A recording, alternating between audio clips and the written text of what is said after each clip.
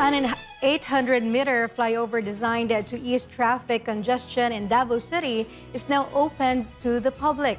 The Department of Public Works and Highways says the project is expected to significantly improve traffic flow along a key highway corridor. MJ Mondejar reports.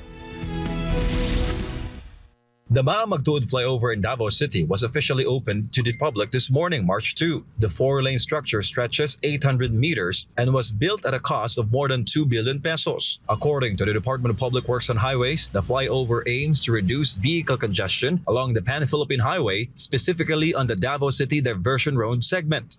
Dako gid kayo siya og difference no kumpara atong ongoing pa atong proyekto. Kung nakita ninyo ganina katong unang bugso sa mga sakyanan, that's already 10 minutes worth of traffic sa pagtabok pa lang nila no from the Bangkal side to the Buhangin side.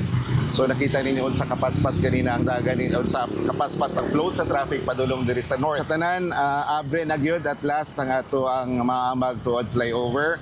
So doon na yung mga rules and regulations na giset ang City Transport and Traffic Management Office. Sundon lang nato kunya sundon pod nato ang speed limit diri sa diversion road o sa tibok syudad na lang pod in general.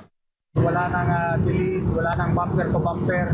Talagang nakakatulong talaga, lalo na sa mga estudyante, nagtatrabaho, sa mga motorista na nagbibiyahe talaga. Napakalaking tulong nitong proyektong ito. Di ba, napapansin natin ngayon, simula sa seconds pa lang, minutes pa lang bago siya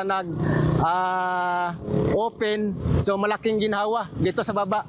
Construction of the Maamagtuod flyover began in 2020. Its completion was delayed due to right-of-way issues and funding constraints, which is why it was only fully opened for public use this year. With the completion of this huge project, the DPWH Davao will now focus on the road restorations on both the south and northbound lanes, with concreting projects coming up ahead. For Galvin Philippines, MJ Mondejar, SMNI News.